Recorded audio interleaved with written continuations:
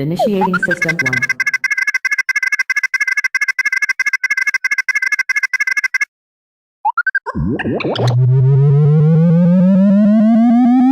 System 1 loaded.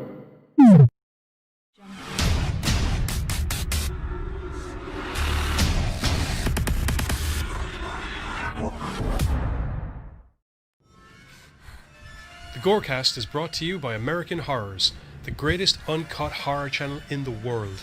24 hours a day, 7 days a week, all horror.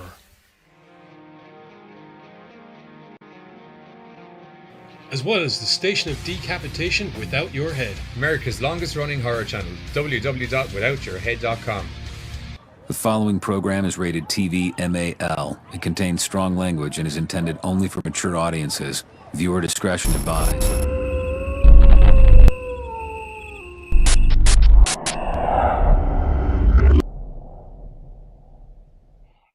What's up, Gorecasters, and welcome back here to the Gorecast. It's Wednesday.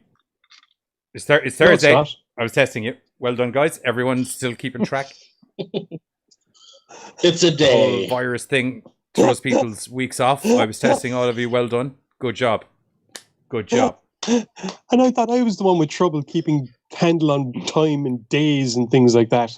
Jesus. Anyway, it's Thursday night, which is our customary group chat, where we're going to be talking about... Initially, the plan was we were supposed to be doing a series that Giz wouldn't shut up on about, so we were going to do it, which was Worry or None. I said one thing about it. Yes, can we do that?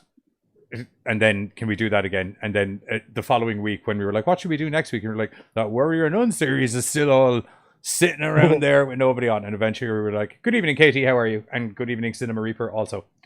But unfortunately, a really awesome actor in general, but a very, very influential actor in the world of horror, passed away in relation to the man, the myth, the legend. He wasn't really a myth. He was pretty open about everything. But a legend, John Saxon.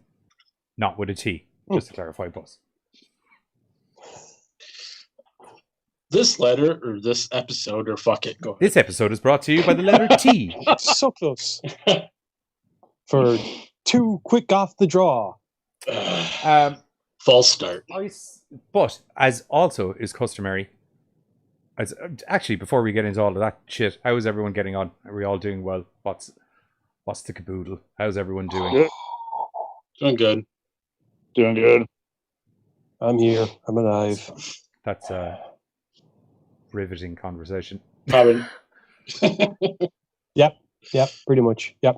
I had a. Dude, I mean, I had Dark Souls 3, like nothing else. Yeah, going myself on and in my life. Carter have been masochistically flagellating ourselves via a video game called Dark Souls 3, which is... Sounds kind of sexual. It's kind of sexual in a weird way, but it's actually not. Right. My brother Like, described I it as watched a that video happen, but a video those- game so I equivalent. can get back to Dark Souls. My brother described it as the video game equivalent of going on a pilgrimage. You'll find out some shit about yourself while you play this game. Mostly about how much bollocks can I fucking deal with before I hop a controller off a fucking wall. Quite a lot. My D&D group managed to blunder its way through killing a boss without actually laying a finger on him. His wolf did all the damage. It was hilarious. Oh, wolf. You can get a wolf. We were going up against a big boss guy, a bunch of goblins, and his wolf. Wait, Bill this threw a isn't net- Dark Souls, is it? No, this is D&D. Okay. Oh, thank God. I was like, there's a fucking wolf that does shit? Where's the fucking Bill wolf? Before that shit, dude. Bill threw a net. It caught the wolf. The wolf, in trying to get out, botched its rolls, hamstrung its own big boss, dropped him. Then the next time round, missed an attack and took out the fucker's throat. We did nothing. It was hilarious. I hope, Plus, I hope somebody got some Scooby snacks afterwards. Ooh. No, we killed the wolf because it was trying to kill us. I got rid of the hair on my face. Yeah, I noticed. You just kept this... Soul patch. Nah, it's not really a soul patch. I thought that's what it is. It was just a thing Soul on the patches chest. are kind of smaller, aren't they? It's a chin fro. It's a chin fro. A chin wig? fro. There we Chin go. fro. I shaved as well today, if that's going to be a discussion topic. I'm the lazy fuck that just doesn't. So Yeah. I Well, kinda have like it gets, to as say- Ron Burgundy would say, rather bushly if I don't. Yes. When- There's a certain amount of inches it's able to actually go out before gravity will eventually take hold and bring it down. When you have to worry about like food getting stuck in there and looking like you blew somebody off when you're eating mayonnaise and you just got some white in the beard, you might want to get rid of that. That was mostly what brought around my shave as well. Was I was eating egg fried noodles and I found a whole piece of spring onion stuck in my mustache and was like, well, yeah, we're going to have to shave that back a little bit. Yeah. Soup Ooh, strainer is okay. one thing, but when you're a noodle catcher, that's a problem. The beard's fault or like the eating habits, dude. Well, I eat with chopsticks, so I'm pretty precise with where the food goes in. I'll put it that way. I'm not. I'm just a mess of a human being. I just throw it all in my face and hope it lands in my stomach. Sorry, just to clarify, I don't eat everything with chopsticks, just a chopstick appropriate meals. Do you know? Oh yeah. Why And can I get this pizza with this? some chopsticks? Oh no, I can get I can get whatever you fucking want with chopsticks. I can eat a pizza with chopsticks. It's just you have to you have to One grab a one whole two lot of thing. pizza with the chopstick, and B, you have to do this weird eat up the side thing, and then I suppose drop what would be described as a pizza noodle left into your mouth afterwards. Bill, welcome to the chat, Okay. bro. Just in time for food Just in discussions. time for food discussion. Yeah, I gotta get. I wasn't not because I use chopsticks too. Not for everything. Yeah, not for everything. I don't use them for everything. But I just to clarify, I haven't never eaten a used pizza chopsticks with in my life. chopsticks. I'm just, as has been established, I'm quite good at very quickly assessing where the issues would be in a plan, and that would be where my issue would just be the weird oddity that is the pizza noodle left after eating your way up both sides of the chopstick, like some sort of pizza kebab. Right. So, should I crack on with the news? News would be good, yeah. Yeah. Now that we've all gone through our dietary requirements and challenges. Oh, it'll come up again later on. Someone's going to say some sort of food group that doesn't exist. No doubt. No doubt. Okay, so apparently last year, filming finished and production wrapped up on the upcoming remake of Roald Dahl's The Witches, which is being done by Robert Zemeckis. For those of you unfamiliar, The Witches was originally brought out in 1990, starred, I want to say, Angelica Houston as the head witch. The story revolved around a young boy living with his grandmother. The grandmother tells him stories about witches who are real. They go to a summer resort where it turns out the Grand High Witch and every witch in the country is meeting up to have a big confab on their plan for world domination, which the kid, his friend, and his grandmother stumbled into the midst of. Now, as I said, the original one is a childhood classic and had a PG rating. Funnily enough, the remake is after getting a PG rating as well for scary images, moments, language, and thematic elements. Understandable, considering that, like, in the film, the witches will happily eat kids and turn them into little mice and are really quite Cunty. cruel, vicious, and malicious. But yes, cunty is another word Thank for you. it. As I said, I think it was Angelica Houston played the head witch in the original one. This time around, it's actually going to be, I think, Anne Hathaway. Did I see that right?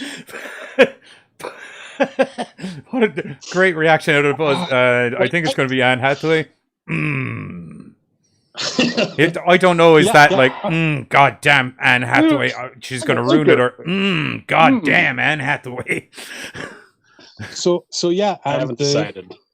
She is going to be playing the Grand High Witch, who is gathering her fellow cronies from around the globe, undercover, of course, to carry out her nefarious plans, which the kid and his grandmother are going to stumble into the middle of. Obviously, the setting for this one is going to be different, because the 1990 movie was set in England, whereas this one is going to be set... Oh, it's actually going to be set in 1967 in... Ireland. an Alabama town... No, an Alabama town of Demopolis. Now, I'm not going to lie. I never actually read the original The Witches by Roald Dahl, or if I did, it was so long ago that even I can't remember it. I can remember. Actually, I probably did. I have a vague recollection of reading it, I think. I remember the BFG, and there was a couple other Roald Dahl books.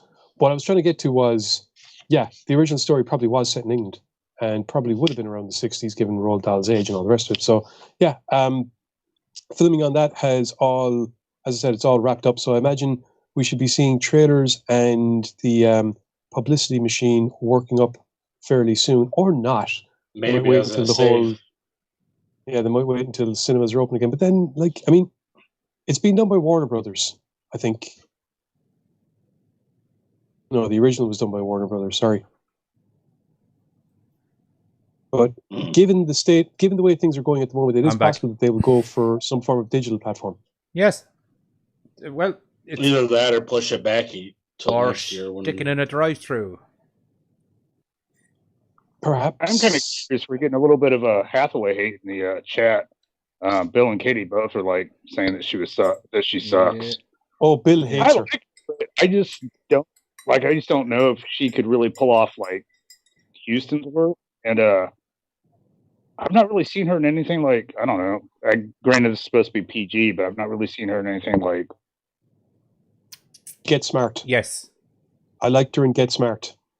But then again, Get Smart is the only film where I like the guy that actually plays Maxwell Smart. So she's one of those. Maybe it's just because I'm a big Get Smart fan. She's one of those actors. Missed him by that much. She's kind of one of those actresses where I'm blasé-ly in the middle, where it's kind of like Anne Hathaway's in the movie. Grand. Yeah, I don't know her personally, so I can't. I'm sure if I knew her personally, it'd be all high fives and fucking kitty cats and things like that. But I've seen shit like The Intern. What was that? Fucking Ellen Enchanted. She's funny. She's good. Don't look at me funny. But the only funny she can do is that crazy kind of funny. Although that could lend quite well to. I thought you were judging for Ellen Enchanted. No, I just don't know if she could really do I don't know, dude. She was in Dark Knight Rises, right? As Catwoman. Bill just said Hathaway. Bill just said Hathaway is bland, more generic than a basic Lego block, and whiny like Natalie Portman. Ow! Who was it?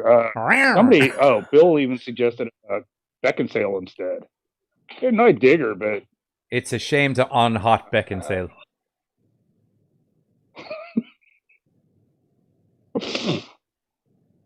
No, I don't know. That's gonna be my contribution to the rest of the episode. Evil witch rather attractively in Hansel and Gretel. Mm-hmm. Anyway, on to the next news bit. Good move, Ben. Wait, no. Is there any more actresses we can? No, I was just like, there was an awkward silence after he was like, the witch in Hansel and Gretel was kind of attractive, and there was just this awkward silence. Next news bit, yeah. There was a couple of hot witches.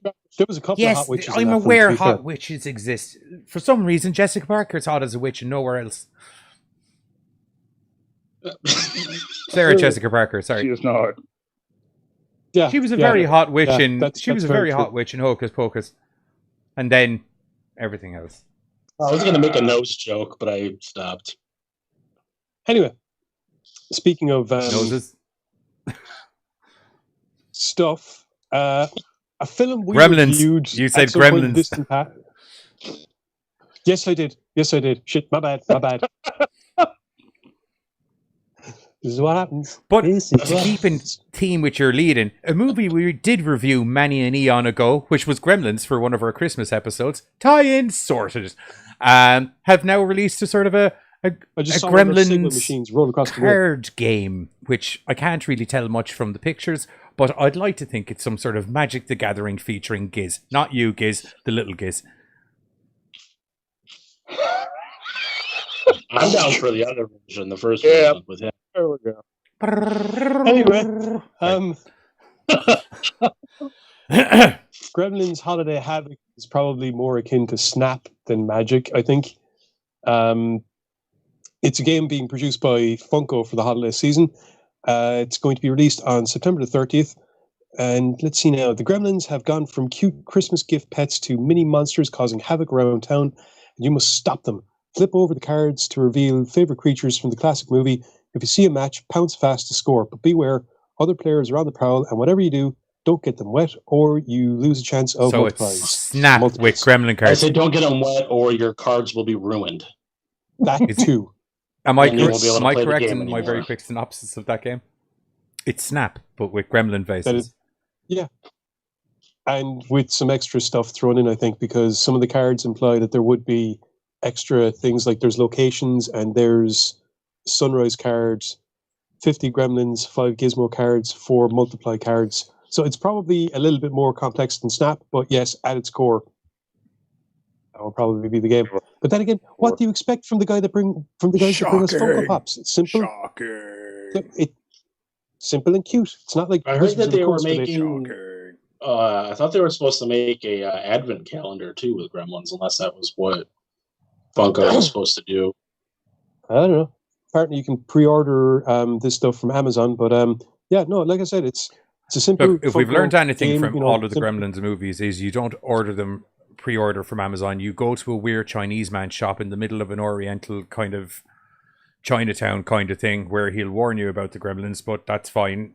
It's a card game instead. But just as a heads up, Gremlins are little fuckers as well. You purchase your card game and you move on with your day. Right. Open. Actually, I wonder if that's going to be coming out around. When did they say that Gremlins cartoon was coming out again? Oh shit! I forgot. I don't about think that. there was. I don't think there was a release date as of right No now. more merchandise, just Yeah, make another yeah. movie. Touche. Well done, Cinema. What? Cinema Reaper said, no more What? merchandise, just make another movie. They're making us a Yeah, cartoon, okay, and another movie. Yep. So It's happening. happy days. Okay, I remember the cartoon, but I don't remember us talking about a movie. Well, when I did the report, they said that because they were talking to the guy who played Billy Peltzer, he said that this could be a lead up to a movie. The animated series might be. I want it. Anyway, next news bit. Yes. Also, a film that we reviewed in the not too distant past. Don't Fuck in the Woods has its sequel coming out. It's completely finished and gearing up for release. What's going on? No picture. You're okay. I'm wrong? just sorting it now. The picture didn't load in. Okay.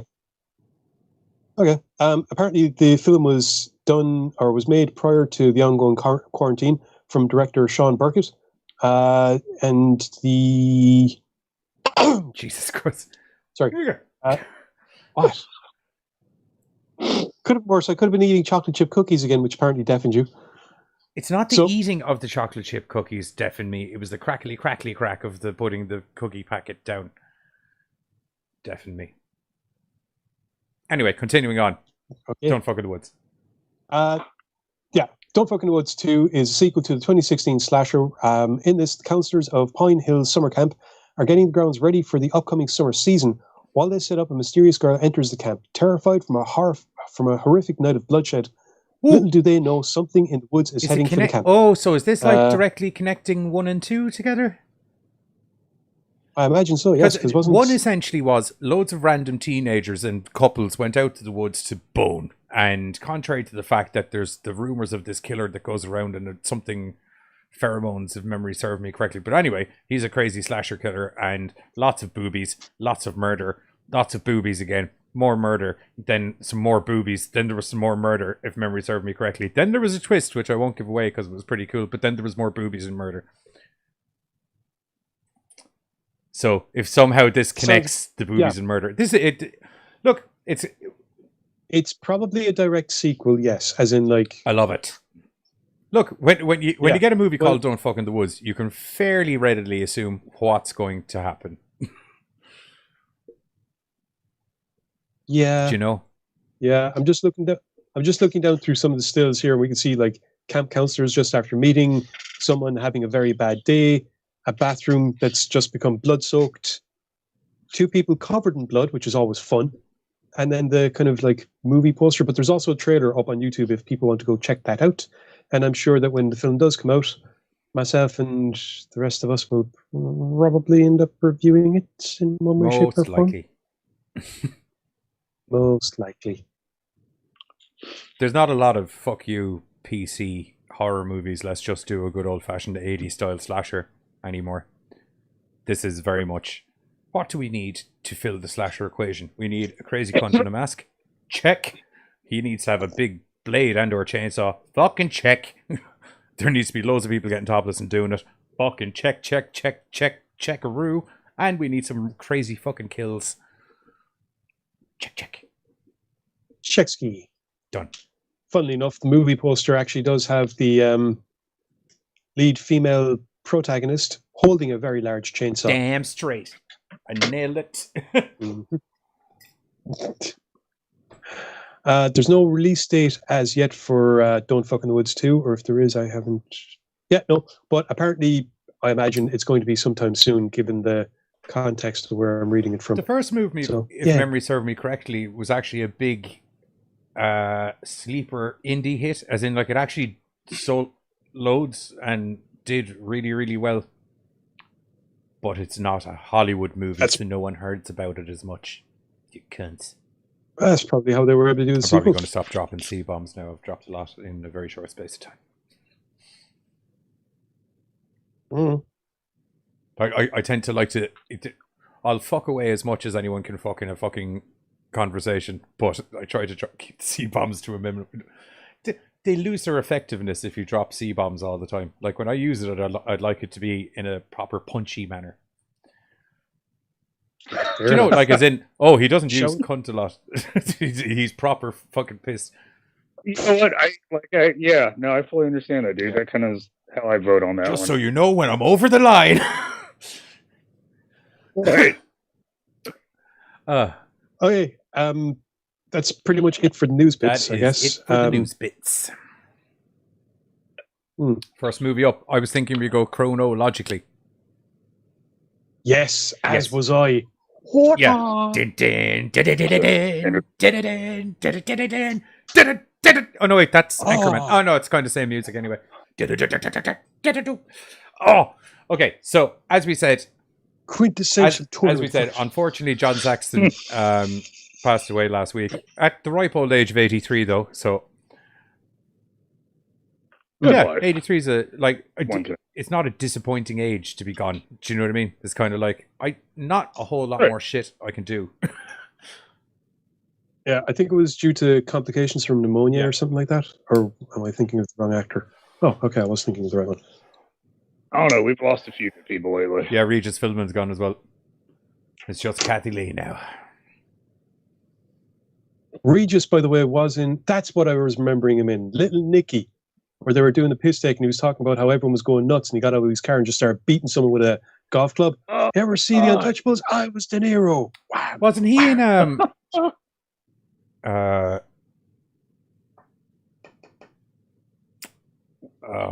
Happy Gilmore as well, or was that Bob Saget? No, that was Bob Bob Saget. Barker. Bob Barker, that's it. Jesus Christ, man, that fight just I cracks me up. Fight. And he won. He didn't just win; he beat the shit out of him. Christ. Yeah, Long he bitch. fucking owned his ass, dude. Good old Bob Barker. Yeah. But if we want to talk about Bob Saget, I can tell you about No, Bob it's fine. Saget. Anyway, moving on. Okay. We're good. Anyway, moving on. First movie up. Probably one of the most famous movies he's been in outside of the last movie we're going to get to. Not literally the last movie, but that franchise in generals.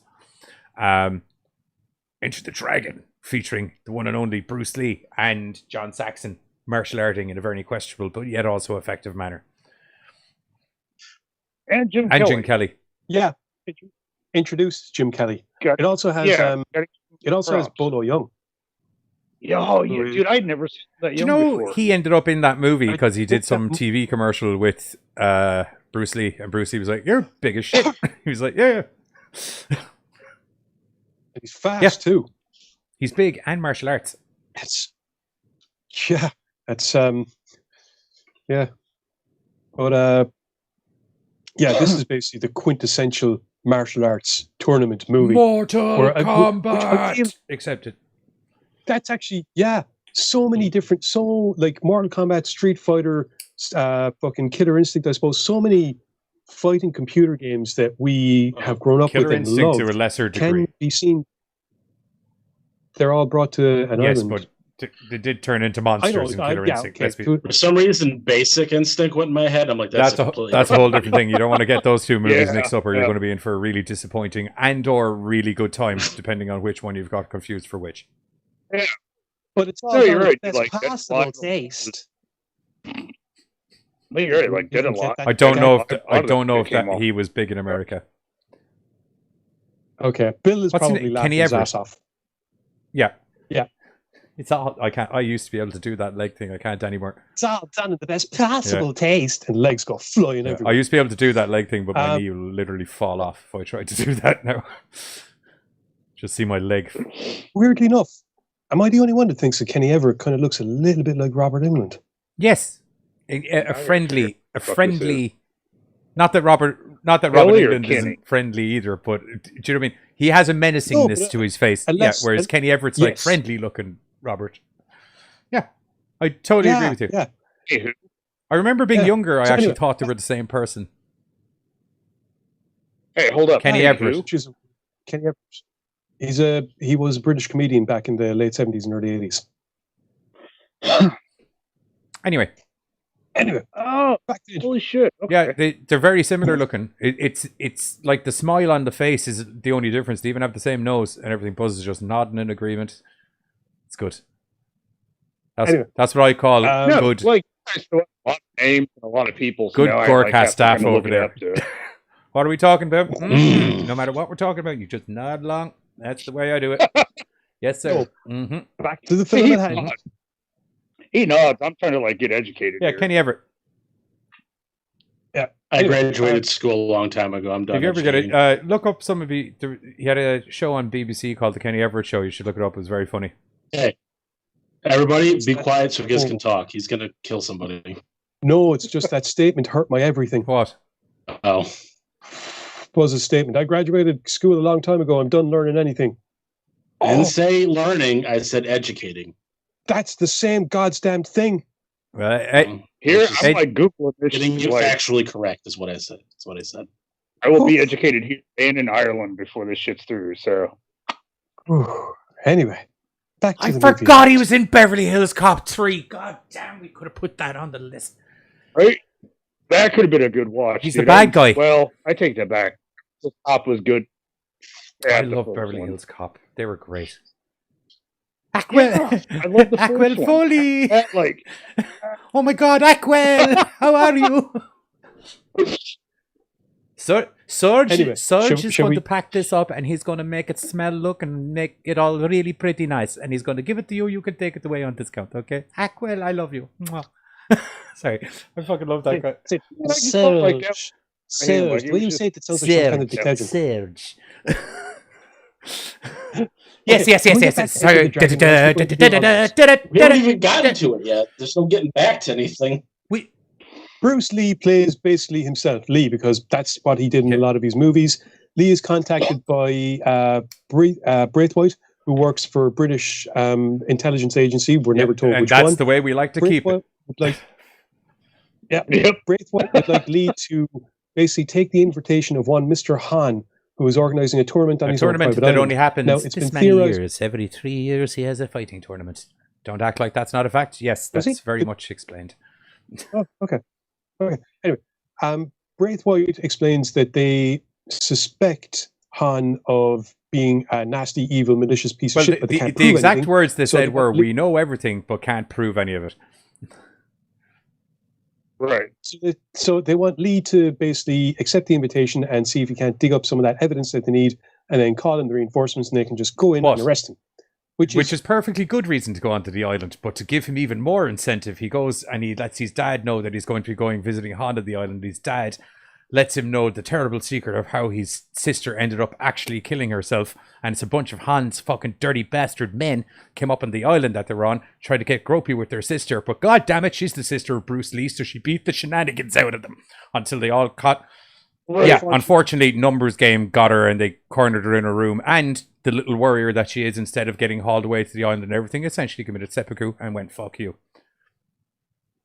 Well, I was also going to say, unfortunately, the group of lads was led by one of Hans' lieutenants, Yeah. O'Hara, who was known as being a bit of a rock-hard Yes. bastard. And There's like videotape of him getting boards and yeah, shit but he broken wasn't a off him. rock-hard bastard when her dad slashed his face up.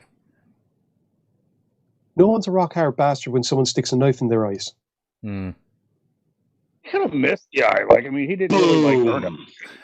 It was, hey, dude, a sharp object went right there. I don't care who you are. You're going, fuck! Right. There's Well, a reason probably why, what took him so there's a long to reason catch why you up with throw her. keys at somebody. From experience, I will Oh, punch we if also- stabbed. he-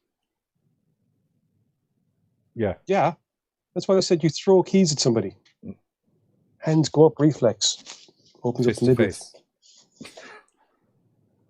Also, we Oh, forgot that God. police supposed to be finding the one agent that we got that was able to slip in there Yeah. and Who become Yes. makes part of herself known in a very good way. We'll get to that momentarily. Mailing, it. So, like Mailing he's got has already no reason- infiltrated the place. Anyway, as I was saying, there outside of the very valid governmental reasons as to Lee going onto the island, there is now the added incentive of you resulted in my sister being dead. I'm going to eat your face off with my feet. Plus, Han was once a member of the Shaolin Temple that Lee is a part of and has gone rogue. Therefore, he is honor-bound and obligated, in a way, to go hunt that bastard down. It's a trifecta of reasons. You don't get that normally. Yeah, there's all kinds of stuff. That's Now, what I like about on the this. other Your hand, normal John action Saxon's movie is character- like, you robbed my daughter, or you were part of my clan and you've gone against the clan, or I've been hired by some governmental agency to infiltrate your island and find out what's going on. But no, not an Enter the Dragon, boyo. All goddamn three. John Saxon character Roper, on the other hand, is there for one reason and one To reason fucking only. make money. He's broke as shit and he wants to win some money. And fuck. Yes, well, that happens as part of it. It wasn't his initial reason for going. His initial reason for going is he owes a bunch of people money. Yeah.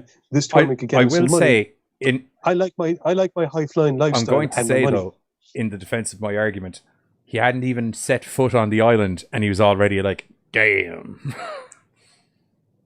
Literally, hadn't even got off the boat and was like, I'm gonna fuck. What are you here to do again? Fight and fuck. He wanted to get some fuck. He was. He felt like he was in the right place. Is it? Hang on a second. I want to just make sure. Damn, there's no way of telling. Yeah, I think Tanya is the chick that you're thinking about. She was like in charge of Han's women. Yes, the Yeah, blondie that's her. chick. Yeah, and to be fair, he did stick Yes. with that choice. He was like That a was dog with a pretty- bone, pardon my pun. Yeah, Although as I will opposed to- say as opposed to I William, will too, say is up. in the also in the defense of his decision, that foot back rub thing looked fucking amazing. Yeah, Looked I was like, awesome. oh, I could do with some of that actually.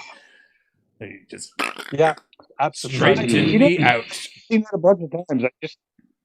I've seen that a bunch of times. I just can't see that point where I'm like, hey, go stand on me. I'm a very big dude. It's not about no. It's not about that. It's the massage and Yeah. the easing out of the Like muscles. if and I was to do it to keeping kids, feet on it your wouldn't back. work. And then Do she you know was what I mean? topless. Like that helps too. right, no, that totally helps. But like, I'm face down, so I'm not even seeing what's going on. So really, I've just got somebody like standing on me. I just don't. well, it cracks your back, which is conventionally quite a hard bone to Not crack. the elbow, good. But you, like, as I said, it's not like I would be like, hey kids, I'll stand on your back there for you. Do you know what I mean? Customarily, you work with your size. Do you know what? You know, it's kind of like, I'll take I like Yeah, my I'll spine take- intact. Yeah. Thank you very much. me doing it to kids that look like Bruce Lee when he's killing your man. How's your back? Fucking Pretty sure broken. Coming up this Sunday on the Gorecast, Back massages with Shawnee squishes the Oh. giz. No, thank you. But yeah, what I was going to say was Roper sticks with his choice, and Lee is Lee.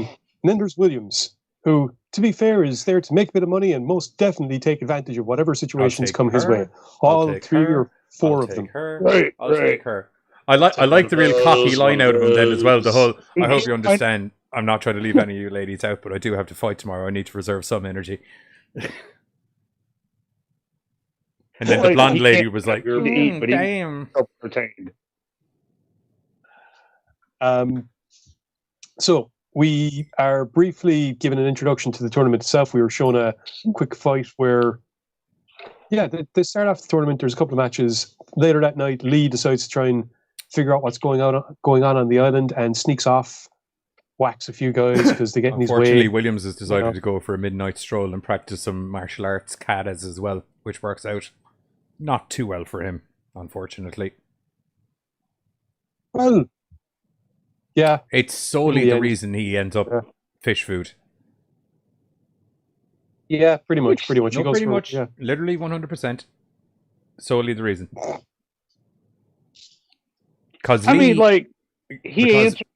It was him getting cocky that Lee- just kind of like solidified Lee this gonna is a go standard sideways.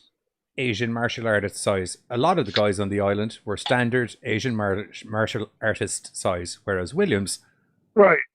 was 6'5" and very much noticeable while outdoing his katas. Where Yeah, but he waved to the he but he waved to the wasn't trying to guards, hide anything. "Sup, Whereas dude?" Lee was fucking ninja walking everywhere in that only way that Bruce Lee can do, where he kind of the semi-crouch. human fly. He is.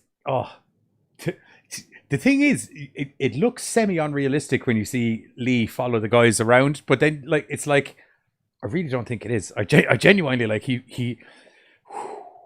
There's just such fluidity to the motion he did. You know what I mean? Yeah, it's great. But Lee uncovers some stuff. Isn't able to get the evidence quite yet. Things go a little bit sideways. Williams pays the price, as you said. There's that great line when Williams is talking to Han and the lads come in from behind. He's just, man, you really are just right out of a comic book. Then he turns around and starts wailing into the lads. I did like how when the fight between Han and Williams goes into the girls in the opium den, they're laughing their ass off, even when blood splatters over everyone's face. They're well It's used to great. that. They're well used to that. Yeah. People be getting murdered up in there the whole Roper is time, I'd say. Yeah. Roper is eventually kind of brought into things by Han. At this stage, Lee is seen that it's heroin. Yeah, it's heroin, isn't it? Very, very much so. Yeah. And human trafficking Basically, and human kidnapping yeah, and there isn't. human storage. I was going to say there isn't a single vice that Lee isn't into in one way, shape, or form. In fact, he pretty much explains to Roper that that's what he is. They're in the vice business. You know, they're catering to people's darker urges and darker needs, and in doing so, they can, enable them to do other things even nastier, and that makes us even more profit. Yeah, well, that's how Roberts ends up kind of getting into the whole conversation with Han and them, is because Han views him as a bit of a similar-minded businessman. Do you know what I mean? Where it's kind of like, hey, there's a lot of stuff I think he's quite willing to look the opposite way if the paycheck is effective. He's sitting there hedging, like making bets on himself, and I love Williams that scene. It's so doing good. I've got this guy in the hook. Go ahead and keep this going for me. Okay. Well, one would imagine they would have cut Lee in on the action if they started betting on him as well, if it had gone that far.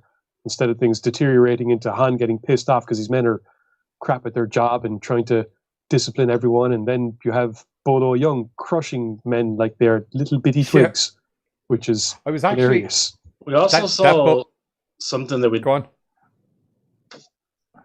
I would say we also saw something we don't see very often is some praying mantis fighting. That was pretty intense. Yeah, they're on the boat. It also showed that Rogers would just bet on fucking anything. 100%. 100%. I was going to say that that crush that Bolo kills your man with when they're on the field, I was slightly confused as to how that works. I was kind of like, what was mainly going through my mind was stick your thumb in the fucker's eye. I was like, he's just baby holding you, and I feel you. He's breaking you in what would be described as a naturally bending position. I was like, what in the fuck is? How does that work? Unless it was a case of he just baby held him and just literally crushed his neck in between his bicep. That was the only other thing I could think of. I reckon they just. You could surpass the comfortable, no longer comfortable, but I don't think you can fold someone to death in that manner. Yeah, I think I that think they it's were kind of unable like a to do it the thing. proper way. Right. Yes. No, I thought it was going to be like a drop to the knee, but Backbreaker. it was just kind of That would be cuddly. believable from someone as big as Bolo Young that he could actually. Good old Goro backbreaker. Yeah.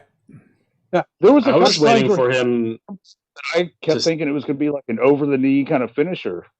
I was waiting for him to sing "Rockabye Baby" because that's what it looked like he was getting ready to do. Oh, dude, it was Crush. Anyway. Yeah. This, as I said, for those of you that haven't seen Enter the Dragon, I actually don't want to tell you too much about it because you should go and see Enter the Dragon. And for those of you that have, you know the fucking story. So I think the big takeaway from here is the amount of influence that John Saxon's character has had in pop culture. And by that I mean Roper. Because if you look at the character, he can be seen as influencing both Ken and Johnny Cage. I was just going to say, he's literally Johnny Cage without the shades. Well, he wasn't an actor, but that kind of attitude is the same. No, Yeah. but the attitude and the mentality. That attitude kind of, it really, Now, the other side, and the reason that I said Ken is kind of the same, Ken is a little bit more serious, but there's still that kind of in it for the tournament, lighthearted, enjoying the fun and the challenge of it. Yeah. Which is the reason that Roper's a massive gambler, because of the thrill of it. Otherwise, he wouldn't be in the hole for 175 G's to someone who's going to press a button on it. I don't know how this kicked off in the chat, but they're booking a new Batman movie. What? We got to talk about Alan Rickman and just all this stuff, and then it came up, I'd like to see him in this role. And so it was like, Mr. Freeze, Ra's al Ghul, and then it just kind of snowballed from there. He'd be really good, Mr. Freeze. Who would? Alan Rickman. Alan Rickman. Is he dead? I can't remember now, but somebody suggested Alan Rickman for Mr. Freeze, and then somebody else suggested him for Ra's al Ghul. Like if Tim Burton did like a Batman. I'll be honest. Do you know who Alan Rickman would be fantastic as? Hugo Strange. Oh, shit. But the whole thing started because they were saying that Alan Rickman needed a video, since we were talking about just John Saxon and all the stuff that he's kind of brought to the table to movies and entertainment and shit. And Cinema Reaper's like, all right, he could be okay. Can I say one thing? Han surrounds himself with the most useless cronies, because they just got their asses kicked. They're all on gear. What? They're all on heroin. Whoa. Most of the lads that are on Han's army are cannon fodder. Yeah. He brought in Lee, Roper, and Williams to be his new lieutenants alongside fucking Bolo and O'Hara. They're supposed to be useless. They're cannon fodder. They're supposed to get caught and fucking die. Send them in. They may possibly kill the guy that you're looking for them to kill, but mostly the idea is that they tire the guy you're looking to murder out, so when the 5 lads show up, it's fucking fuck you up time. Death time. Yeah. Well, they failed. Now, if you note, what he actually surrounds himself with are lethally attractive and attractively lethal women. Yes. Okay, so I had a problem with that. Not the fact that he's surrounded, but he had made a point to say that said that all my bodyguards are my daughters. Yeah. But our undercover agent was one of them. It's, if you put it into terms of... He runs that island kind of a bit like a cult. He's a crime lord. Okay. So if you look at the triads and some of even the more legitimate things that they started from, they kind of, there's like a family hierarchy. So if you're an older male member, you'd be referred to as uncle. An older female member would be auntie. That kind of thing. So I viewed it as that kind of a mentality. These are all my children. You just knocked up enough to keep the kind of daughter stock going. I didn't think what you were saying. Yeah. It's probably a culmination of all of it, because at the end of the day, who doesn't like being called daddy? True. The other thing that really bothered me, and it's fucking stupid, but it was the continuity of Han's hand. Okay. Well, he had because we see it in his fight with Williams, that it's just the metal hand. Yeah. But if you watch throughout the movie, he's constantly picking shit up. He's constantly doing different shit, but he's always kind of undoing it, putting in something else, like the fucking bear claw, stuff like that. It was just a weird I know, stupid shit. I get bored sometimes and fixate. I'm not gonna lie. Does he use his left hand to pick stuff up much? No. Yeah, like there's plenty of times where he's like opened or closed it throughout the fucking movie. It's never just like that straight fucking board. I never even noticed. The Let's only go thing back I and ever check. saw him doing was like massaging it. No, like he would rub it, but like there were a couple times like, okay, even with the fight with Williams, where it was like, that straight board just, block and stuff like that. But then when the camera pans back and he's looking at Williams on the floor, you could see his hand was in different positions and shit. Huh. Even still, they did the revolving door bit at the end very well. Oh, dude, that was when he's on the. That was really well done. Anyway, trailer.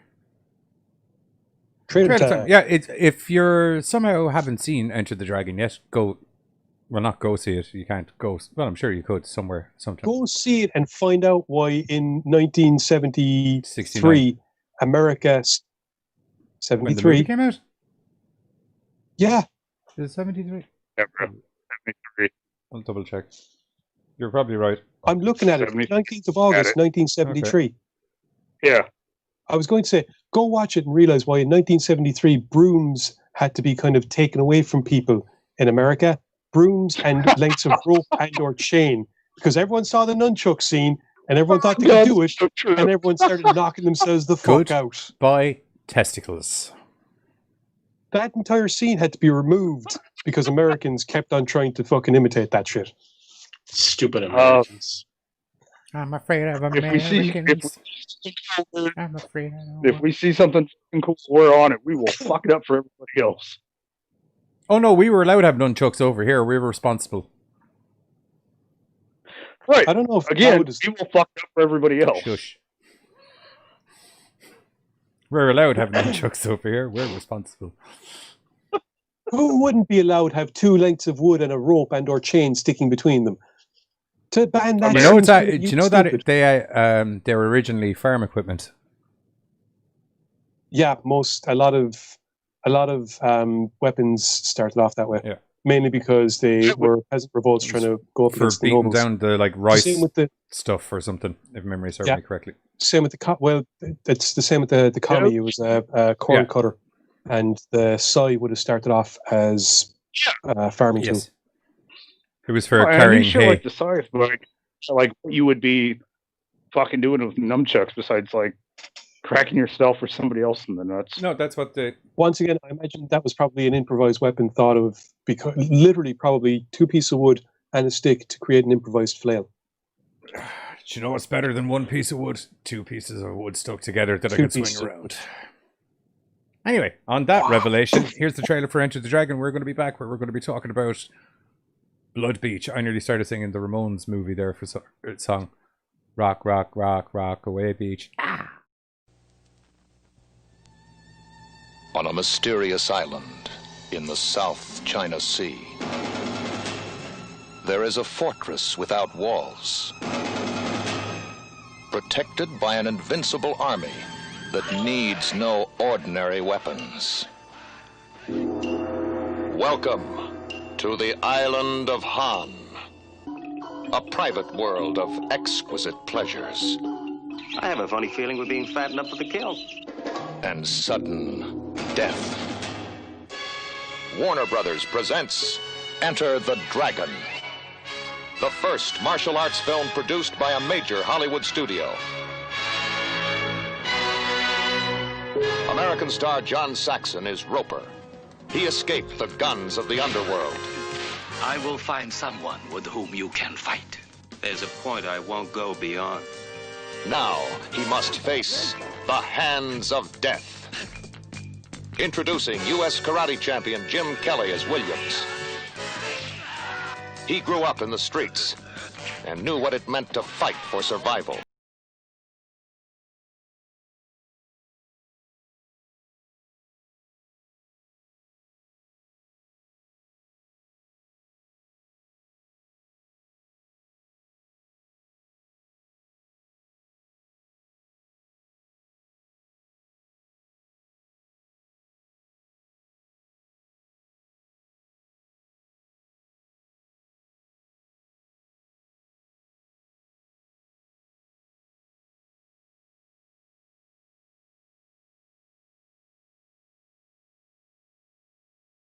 is to find the secret of the island of Han and destroy it.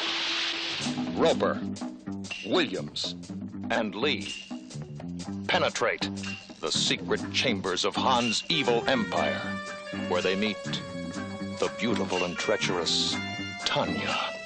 Mai Ling, exotic but dangerous. Su Lin, delicate and deadly. Roper, Williams, and Lee. Just when they think they've broken the secret of the island, they find there is no escape from the inscrutable Han.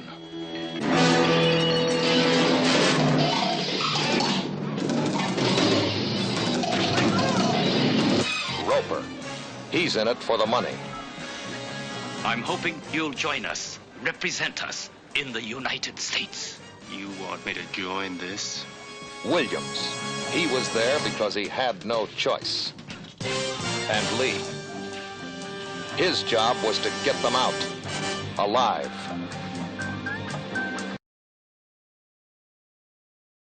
That was a hard fucking ripoff. That was a very abrupt ending to that trailer.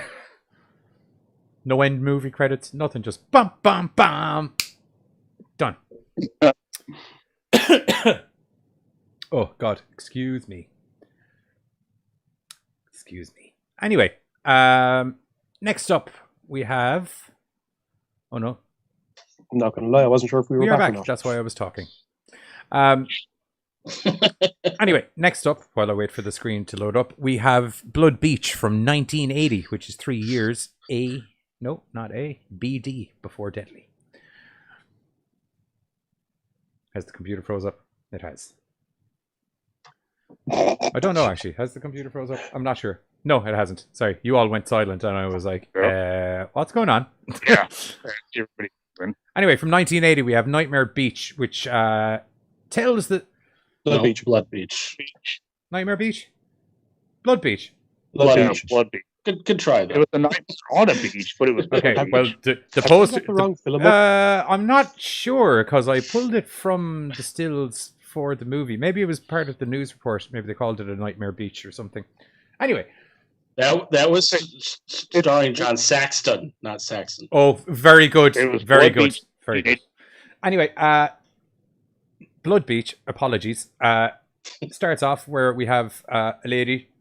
She's on the beach. She's walking her dog. She's having a good time. She runs into a guy. He's going for a swim. He's having a good time. He goes out for a swim. All of a sudden, lady gets sucked down a hole, and her dog's freaking out. He hears screams. Upon arriving back on the beach, moments later, she's gone. Dog's gone west. And welcome to Blood Beach, where it turns out there's some weird shenanigans going on under the sands of this beach that I can't remember where it is right now. Went out of my head. Somewhere near water. Yeah, you know. Santa Monica. Dude, I'm not gonna lie. The only thing I liked about this was Burt Young and John Saxon. John Saxon as the head police chief detective guy was fucking boss. It was great. Actually, there was a couple of things that I really liked about this film. Primarily the fact that they were all very honest with their kind of the way. That's the only way I can put it. This film is kind of honest in its reactions and how the characters react to certain situations. Primarily, like you said, John Saxon and the cops. As I said earlier, something about the way they have the whole cop dynamic between all of the cops together, they really look like a real believable precinct of guys that work together for years. Yeah. Now, the guy that the lady on the beach met is named Harry, and he works for the Coast Guard. So he swims to work every morning, and it's kind of a joke that they have. Now, Harry reports her missing to the cops, who he's friendly with, and they all start theorizing about what's going on. Shortly afterwards, Ruth's daughter, that's the one that went missing, returns, and this is a chick that Harry used to be mad after and nearly married back in the day, but things went sideways. She fucked off. But lo and behold, even though her sister's dead, she's grown up a little bit, and now she's back to town. Her mother. One. Yeah, there we go. Chad is making up his own movie as we go right now. He is. So the daughter, whose name I don't know where I got bloody well sister remember. from. Sorry. Is it Catherine? Yes. Yes, Catherine's the daughter. Catherine comes back and takes her mother's dog, sets up inside the mother's house until they can figure out what the fuck happened to the mother, because right now she's just missing. Later that night, the dog escapes from the house, goes down to the beach, and basically ends up being decapitated when it sticks its head in the sand. Even back in the 80s, they were using dogs to fucking. It's rough. It's the same as fucking. Oh, what was that movie with Bruce Willis? Sorry, what the fuck am I on about? Not Bruce Willis, fucking Will Smith, fucking. I can't remember the name of it. It's a rip off of Omega Man. I Am Legend. It was just like, why couldn't you fucking? I'd rather see you kill Will Smith than that fucking dog. At the end of the fucking, you fucking. That's you assholes. You can kill cute little gold. You can kill all the people you good want. Boy, golden retriever, and you have Will fucking Smith. Right. And you kill the fucking. Well, in this case, it's to kind of reinforce the fact that there's something in the sand, because when Harry and Catherine go to Harry's cop friends again, they kind of bring light to the fact that there is something there. Now, what'd you say? Burt Ward? Burt Ward. Yes. No, not Burt Young. There we go. Burt Young. Burt Young's character, Sergeant Royko, is, how can we put this? Blunt is the best way of putting it. Why the hell are we caring about a dog? Fuck's sake. Back in Chicago, we wouldn't have cared. Insert John Saxon talking about the dog, which is possibly my favorite scene of the whole fucking movie. I have the mayor onto me. I have the fucking head of the fucking police department onto me. And now I got the goddamn animal welfare onto me, been like, why aren't you investigating the terrible events that have surrounded Mr. Fluffy? Yeah, now you see the thing, they don't investigate because of the dog, but the following day, when a girl gets her legs ripped off practically because she's been buried in the sand, they decide it's time to investigate, which leads to John Saxon's fantastic fucking speech. It's a Johnny Deadly level rant and a half, and it's fucking amazing. There's another rant. He does another rant. He rants a lot. Like, guys, that's like his thing. We don't in this. Yeah, true. I love when one of the lads turns around. Okay, do we have any questions? Yeah. What are we looking for? I have no idea.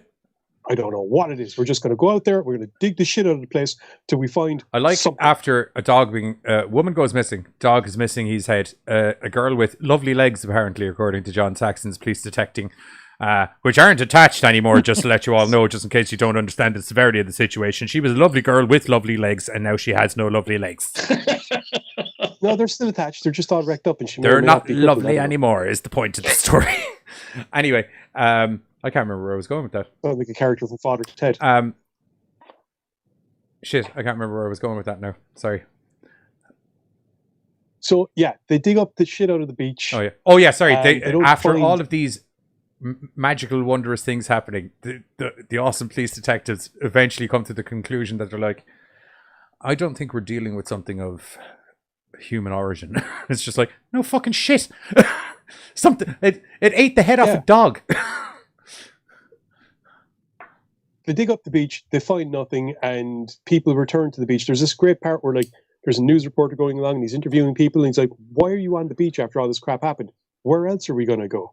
Yeah. And one kid's like, yeah, Blood Beach, it's great. There was an odd, considering all of the arguments about the general virusiness of what's going on in the real world right now, I found certain segments of this movie oddly appropriate, because it was just kind of like, huh.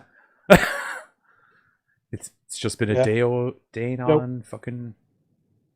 That's how the memory works. Just briefly, there was a weird thing that happened, and just one of the. There's a scene that comes up next where Harry and Catherine are having a bit of a conversation, and Catherine's trying to invite Harry to dinner that night, but Harry's supposed to have plans with his French stewardess chick. Now, while they're having that conversation, if you look between them and up a little bit, the fucking boom mic is right down in between them. Speaking of weird things going on movie sets or podcast sets in this case, Buzz's lighting on himself keeps changing because his camera autofocuses. I noticed. But there's times where you go pure red, and for some reason when I see it happen, I'm like, he's gonna fucking go fucking nuts in a minute. Don't ask me why. You just go pure fucking red, and I'm like, oh. I feel he's going to rage, but then it's like, oh yeah, sorry, it's just the lighting.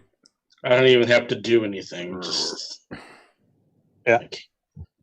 So anyway, after another attack on the beach, which is kind of a bit of a vigilante attack, really, because Hoagie, who is another guy that works in the Coast Guard with Harry, his missus is going home, and she gets attacked by this guy under the bridge who's trying to rape her.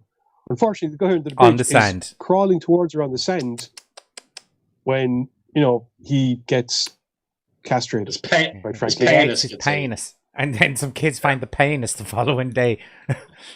Hey, Ma, I liked how the kids weren't like, I found a weird hot dog or anything. You just see these two kids like, hey, Ma, I found his penis. Okay, weird scene. Okay, perfect. This leads to once again, they find no evidence of what the fuck is going on. They take statements and all the rest of it. This leads to another fantastic rant, I suppose, out of John Saxon, where he's in the police station. He's like, look, guys, I need an idea here. Anything. Go home, fucking talk to your wives, smoke a joint, whatever you need to do to come up with an idea. Get back to me if you have any love for me. I was just like, fuck yeah. It worked for Johnny. It worked for Johnny Depp in that movie about Jack the Ripper. It might work for you. Drink some laudanum. Do some stuff. I don't care. I know that movie didn't exist back then, but I was just looking for a reference. Yep. Smoking the dishy. See if it helps the brain work. Get back. One of the things that makes this film so watchable is John Saxon's portrayal of the chief of police in this, Captain Pearson. Sorry, Captain Pearson. I know it's not the world's most mind-blowing movie, but this is it is fun. But this is the reason I picked this for the John Saxon tribute, because a lot of the high entertainment factor from this movie is very much John Saxon related. No, I will totally do that. Like, there's a lot of good shit as far as like the cops go. I just like everything else just kind of fucking lost me in this one. It was like a family friendly kind of Tremors thing when it comes to like the monster itself. How is it family friendly? He ate his penis. Then some kids found the penis. You can't. Yeah, but I mean, what I thought. No, okay. So he went for a fucking snack bowl. I give you that, dude. But I don't know. I as I said, I think like John Saxon is a key core as to why the movie is very funny, but I do find the movie good in general. Do you know what I mean? No, I enjoyed this just for fucking Young and Saxon. Like, their shit was awesome. But as far as the movie goes, I've seen it. I can now put that in the fucking books and like roll on. Man, when he brings in the professor to try and figure out what they're dealing with, and the professor is coming up with all these hypothetical theories, and Saxon's just looking at him kind of going, do you have anything actually useful to contribute, or are you just full of shit? And Rand's just basically like, I'm full of shit. Get out. Just get out. You get it. But to be fair, they do bring him back later on, and he does have interesting contributions to make, kind of. But Blood Beach is fun. It's not mind blowing in any way, shape, or form, but it's a fun little 80s horror. There's some good levels of the 80s kind really of good stuff in this. Back in the 80s, horror wasn't the serious thing. It was in certain instances, but predominantly horror wasn't the serious storyline thing that it has turned into. There was a little bit of, and Giz and I have said this, that is one of the reasons that a lot of modern horror movies don't work sometimes, is you had these comedy levels of things to offset the horror of stuff that's actually going on. Do you know what I mean? Yeah. And I like this in general. It's cool. I like what turns out to be alien oysters or whatever it is under the sand. There was one brief scene that I feel might have actually been taken from like an earlier film that maybe they made, and it happens when one of the girls gets dragged under the sand. We can see what happens around underneath, and everything, the color gradient, everything changes. And for a second, I'm kind of going. I actually felt myself kind of going, is this just a scene from something else that they thought they'd fit in to kind of be something descriptive of what's happening? Because what they show then looks nothing like what the eventual beastie actually is. You never get a full clarification. The alien oyster is the best description. It wasn't like in a shell, but there was this weird clam-like shape to it, but with a thing in the middle, which could have been your man's penis. I'm not sure. It's just ever since you said penis that way, I just sure feel what that I can't not say it that way now. I like it. I was like, no, I'm just going to keep that penis. My job is done. I feel like Mr. Your the teacher from South Park a little bit. Mr. Mackey. Yeah. Okay. Kids, don't touch that alien penis, okay? Penis. I actually really do think that they weren't sure what the thing was supposed to look like, which is why we got so many different versions of it. Because we had clawed hands, we had that scene where once again it looked like kind of a humanoid clawed thing was ripping her clothes off and all the rest of it. Then the eventual creature is this big shelled worm looking thing. Alien oyster. So yes. For lack of a better description. But apart from all that madness, it is still kind of, it's fun and there's good humor, and Sergeant Royko is just off his fucking game. Okay, but like Buzz, we haven't heard anything from you. Please do not tell me I'm the only one that really didn't like this movie overall. Come on, dude. It was very slow moving. Well, it's sand. But Burt Young was in it, and he was the guy from Rocky, and he acted like the guy from Rocky, so I liked it. And Pines. Oh, why'd you leave me hanging? I'm the asshole, dude. What the? How are you an asshole? You're allowed to have an opinion. Yeah. Like, I won't lie to you. If every movie we have on this show, all four of us are 100% in agreement, it would look shady as fuck if I was watching from an outside perspective. I'm just saying. Or we all need to stop hanging out so much, one or the other. Man. Like, I took it for what it was. It never meant to be a serious movie, and I didn't take it as a serious movie, so I had fun with it. When the premise is...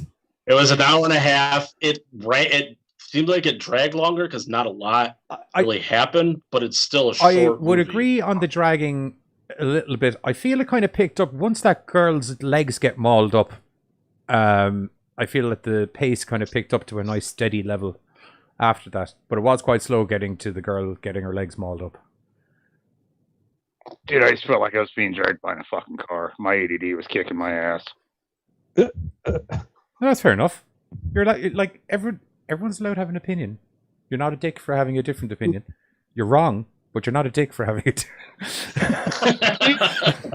Right. I'm joking. I'm jesting. Hang on. If it makes you feel any better, when it comes I said I like to just throw you under the bus. That's all, really. See, I knew. I'm joking. Carter, if it makes you feel any better, when it comes to the next movie, I'm pretty sure I'm going to be standing here going, "You're all wrong." Yes, although I have valid arguments, so be prepared. Prepared and armed. Okay. Anyway, before myself and Giz go into it, although probably for people watching expected, but impromptu duel after this trailer. Here's the trailer for. Shit! I'll see if I still have that on my computer. Yeah, here's the trailer for Blood Beach. Contrary to the fact that it says Nightmare Beach up there, because I'm pretty sure that was a still from one of the news reports within said Blood Beach movie. So just if anyone's I could have got the wrong picture. It's just I did type in John Saxon Blood Beach, and then that was there. So I was like, because I was going to put a little collage of John Saxon pictures together to play in between random bits, and then I was like, just in case we end up shitting in any of the movies, that might be a bit disrespectful. I'll just keep the poster, just John Saxon tribute. So anyway, we're way too much in-depth info there for the crowd. But anyway, hitting the trailer for Blood Beach, and we'll be back where we're going to be reviewing Wes Craven's A New Nightmare, starring John Saxon as John Saxon, but also Nancy's dad, but mostly John Saxon. But when things start to bleed together, a bit of a mixture between Nancy's trailer.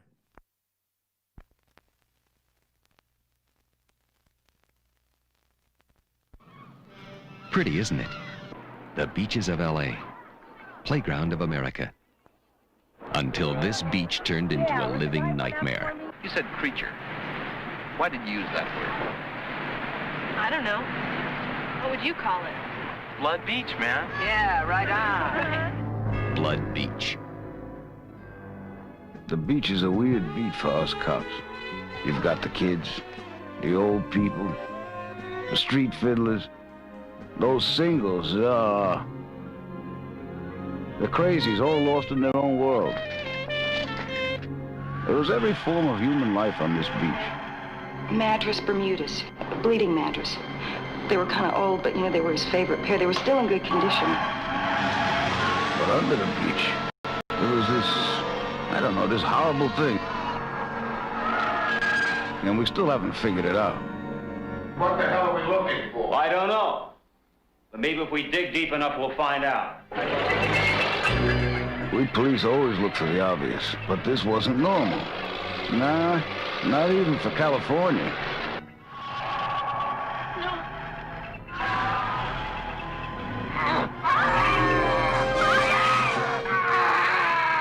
Doctors figure that there's been considerable brain damage. How considerable? Vegetable soup. When something like this is chasing you,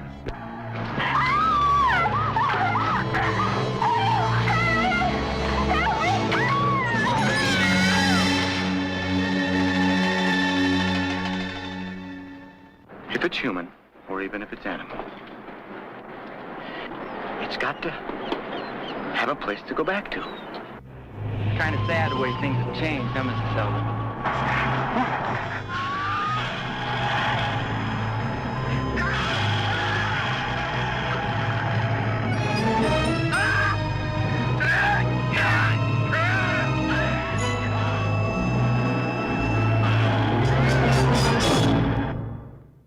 if there was any hope, we didn't have it. We didn't know a damn thing. Just when you thought it was safe to go back in the water, you can't get to it.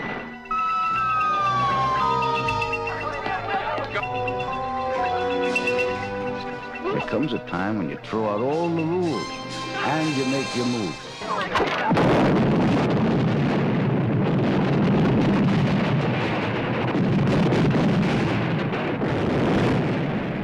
Blood Beach is an okay place to visit, but I wouldn't want to die there. I'm not kidding. My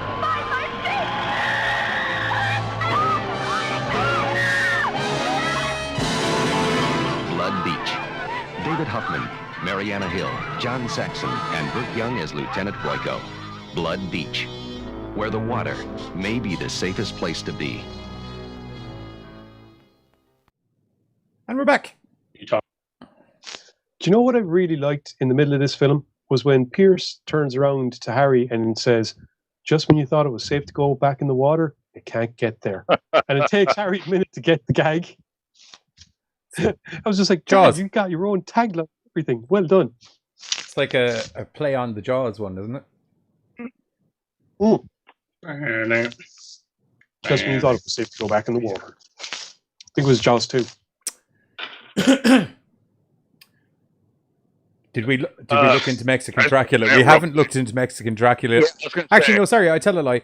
We did look into Mexican Dracula, and I don't think they can do Mexican Dracula because it is, in fact, not a remake. It was done virtually at the same time as the Mexican version of the movie that they were shooting in the English version.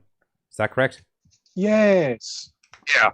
The English version was being shot on set during the day, and then the Mexican version came in at night using the same set, shooting the exact same story using the same set. It's literally the same movie, but in Espanol. Right. So. That's the same actors. No, not. I don't think it was the same actors, no. That shit. That would have been amazing. Anyway. Last but not least, That you was all can't sorts of do a John Saxon movie tribute, retrospective tribute episode thing without having at least one Nightmare on Elm Street movie in the mix, as it's probably, yet, as I said, Enter the Dragon is what he's very famous for, but this would probably be one of his more famous roles as Nancy's father from the Nightmare on Elm Street franchise. Oh my now, God.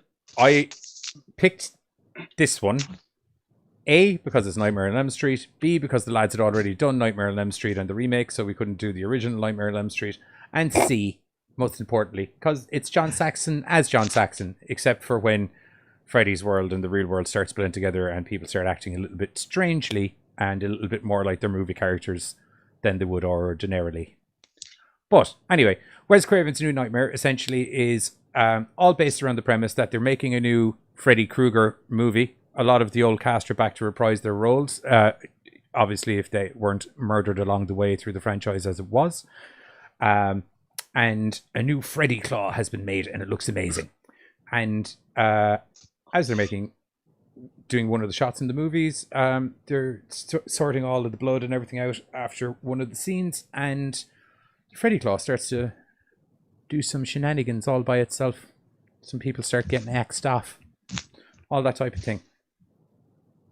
Nancy's the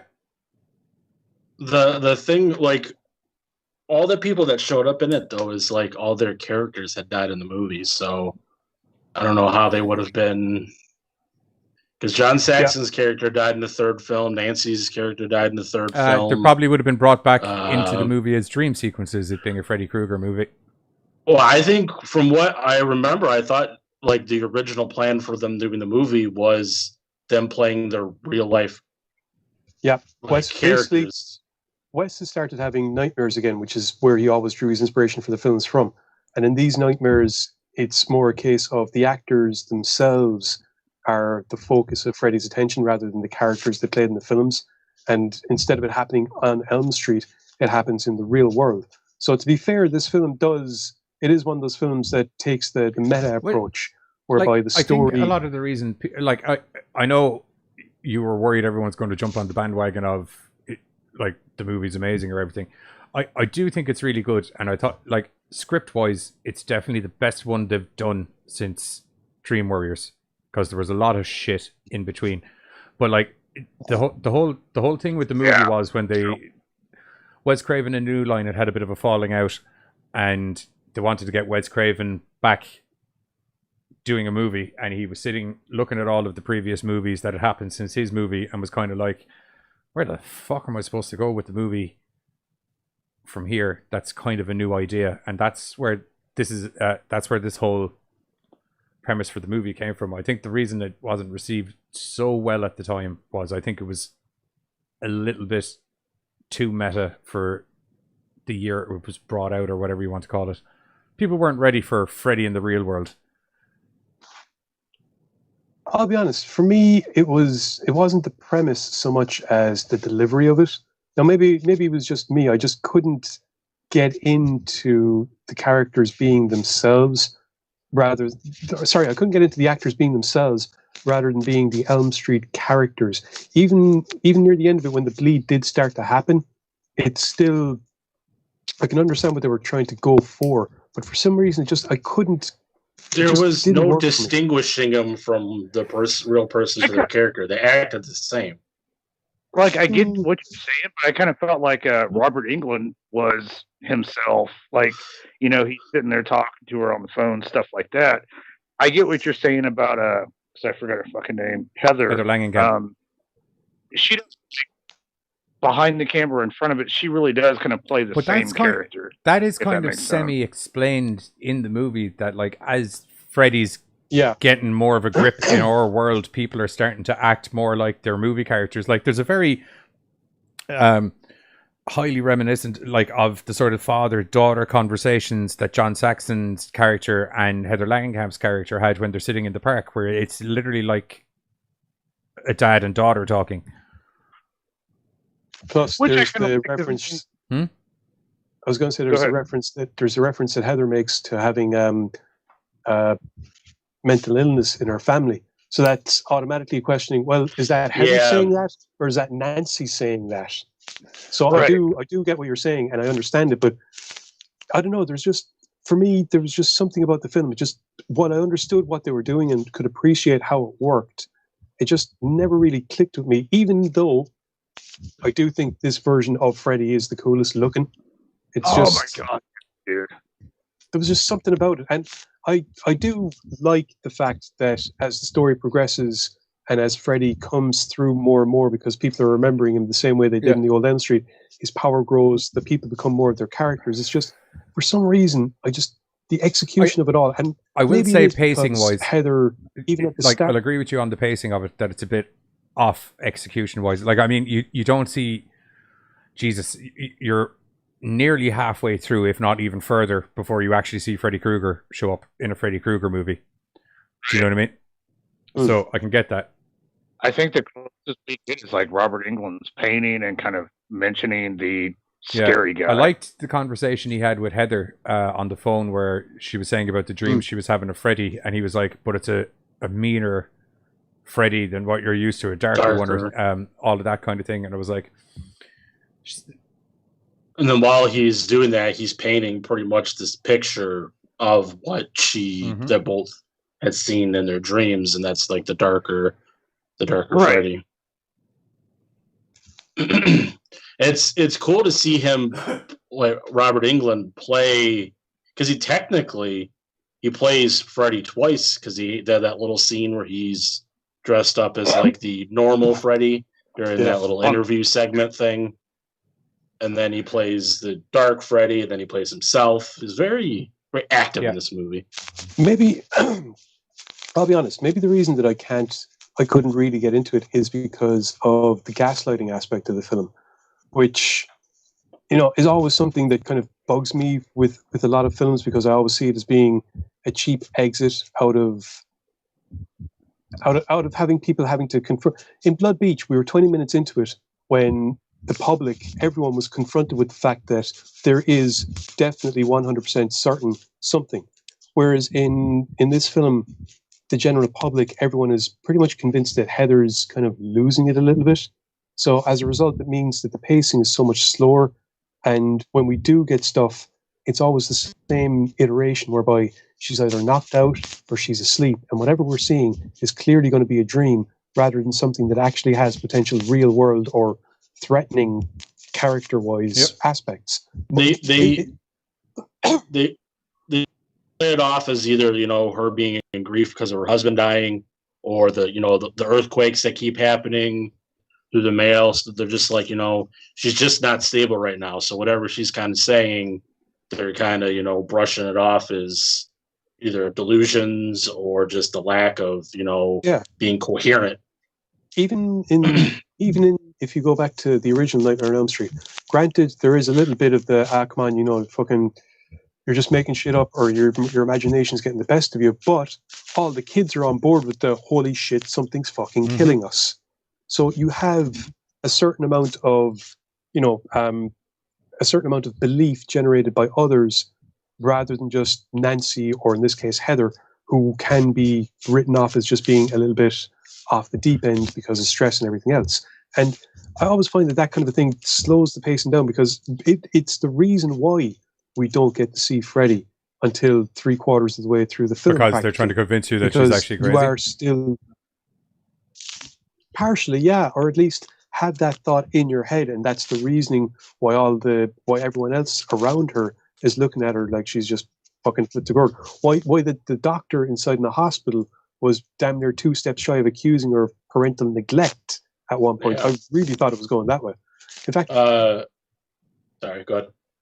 I was going to say the only person that openly comes out on board on her side is Wes Craven himself, because he basically says, look, this is what the story's about. This is what I think is happening. I'm really fucking sorry, but there's nothing I can do about it.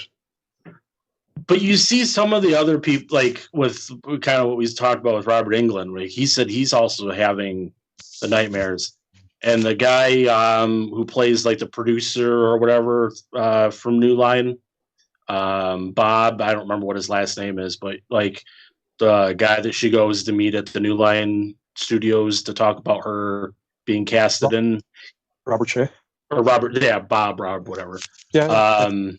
He kind of almost seemed like he kind of hinted towards, I thought he was saying that he was having nightmares too, I thought, or maybe he was having some sort of nightmare things as well.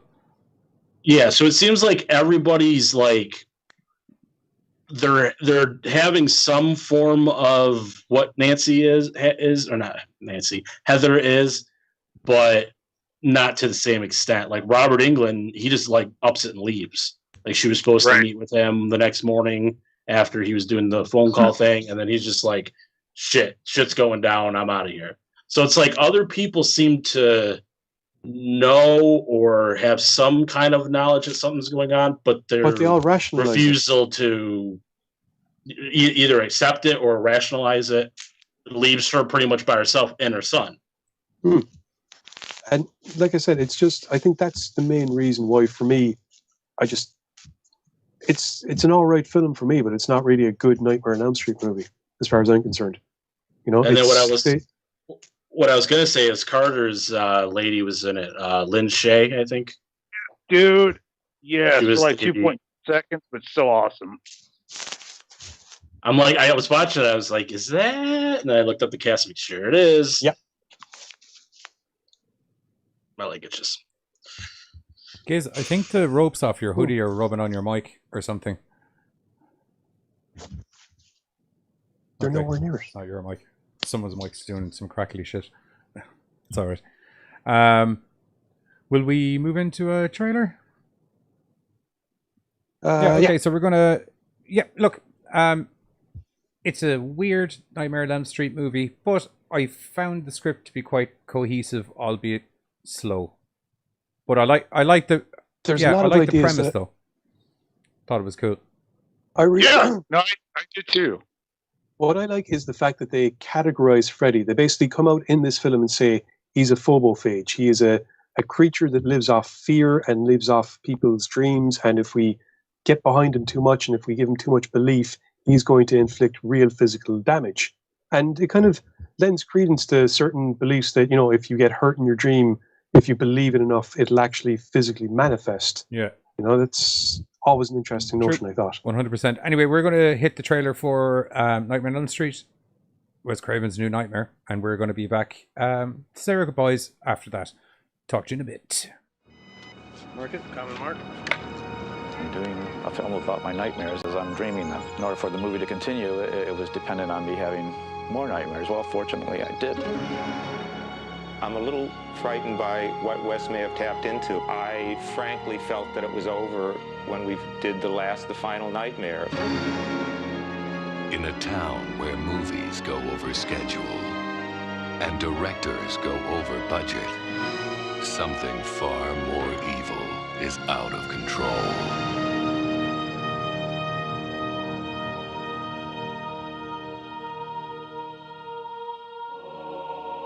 The world of horror film suffered its own terror today as two of Hollywood's best-known special effects technicians were found dead. Part of the theme of the movie is becoming like part of the making of the movie.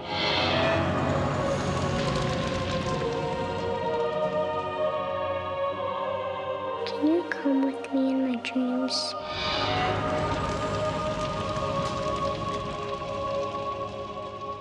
I think that only happens in the movies. What happens when the story dies? The evil is set free. Now that the films have ended, the genie's out of the bottle. That's what the nightmares are telling me, and that's what I'm writing. This is still a script we're talking about, right, Wes? We've decided to cross over out of films into our reality. The only way to stop him is to make another movie. Oh my God. The bad man's getting awful close. You're gonna have to make a choice. What kind of choice? Whether or not you're willing to play Nancy one last time.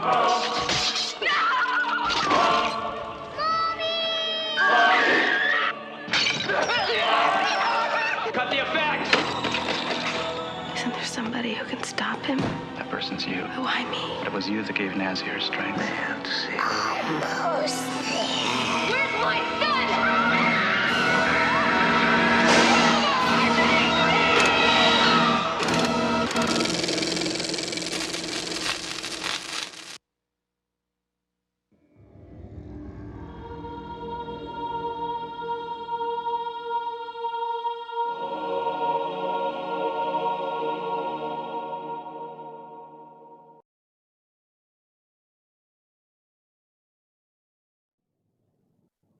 And we're back. That's the trailer for Wes Craven's new Nightmare. And that's the end of the show now.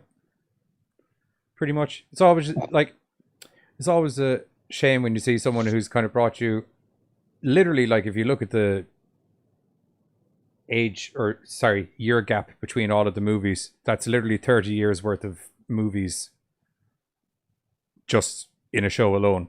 Do you know what I mean? And it's never cool when you see a guy that's brought that much pleasure to someone when he dies. So that's why we thought. Consider this, however, the man is now immortal.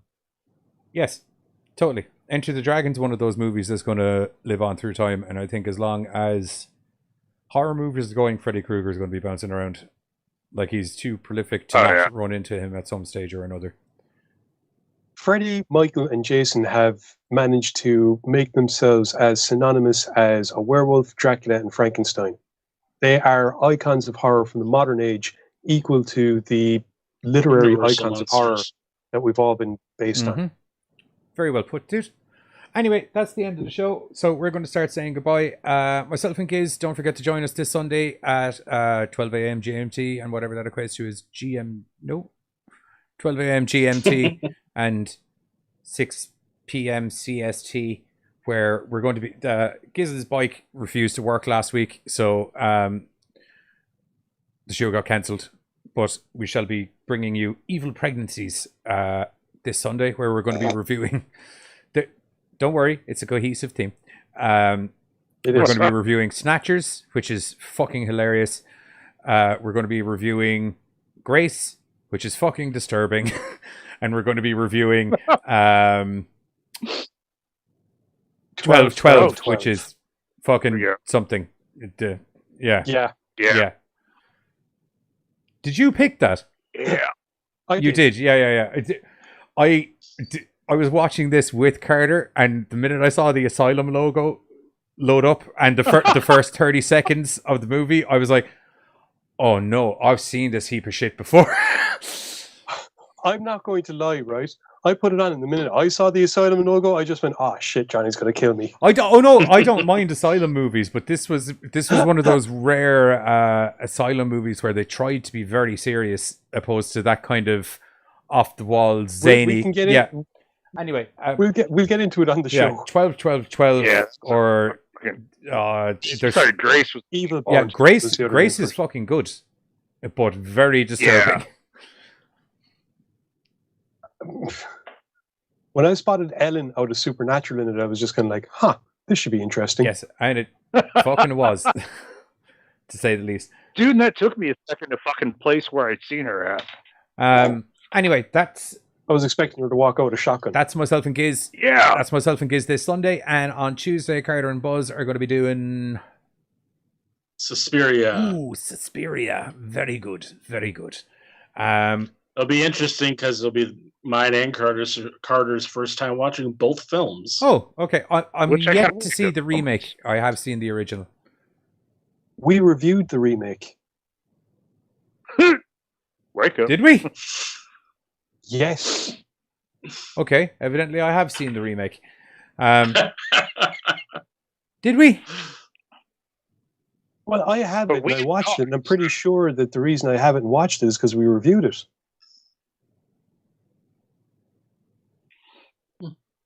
Okay. Cliffhanger till Tuesday. We'll find out if Johnny saw it. You may have unofficially got my review of Suspiria's remake right there. Here's the thing. I remember going into the film thinking that I wouldn't like it, and coming out the other side going, that actually wasn't half fucking bad.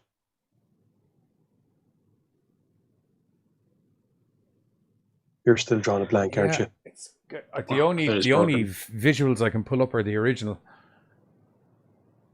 Okay. Outside of what I saw off the trailer. Did the show get cancelled? Maybe was I stuck working or something? Or that might have been a possibility. Although I wouldn't have been working because when that movie came out, my knee was already shined.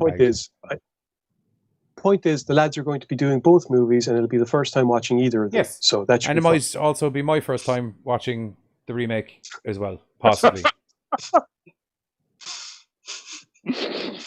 Now, for you. And unlike our usual Thursdays, we already know what's happening next week because it was supposed to happen this week. So we're going to be bringing you To Giz's Delight, The Warrior Nun. It's about a nun. Have you seen it? Warrior. I watched 2 episodes. Have you?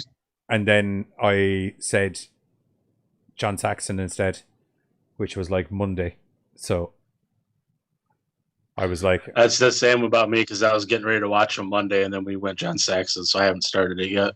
So see, and here I am, like in the diligent, like fucking worker. yeah, well now I killed you that shit by now you have a load of free time to get stuck into Dark Souls next week. There right, are a and lot of forget people that would about Warrior Nun. So I'm just I was like, going to say this is what it's going to be like. I was going to say there's a lot of people that view Warrior Nun as being a spiritual sequel to Buffy the Vampire Slayer, which I can kind of see where their point is coming from. I haven't got far enough in to make that assertion. I may or may not Maybe have make it that from the opinion. first I'll episode. find out. Okay. God, I hope so. I literally have Buffy characters nailed on my wall. Not kind of why I thought you'd be into it, to be honest. Yeah, I haven't got into it yet. It wasn't that I didn't get into it. It's I literally didn't get into it yet. And I was just saying that as the reason why I was trying to sell you on it in the first place. Yes. Anyway, that's it from myself and the Buzz and the Giz and the Carter, and we'll catch you all Sunday and consequently several other days over the next week. Other than that, we'll catch you all Sunday. Gorecast out. Yeah, I know I repeated myself. It doesn't matter. I've actually been subliminally putting it in as we've been. You haven't heard it, but this is why they show every week. I've been subliminally saying, "Join us Sunday" repeatedly. And on that weird note, Gorecast out.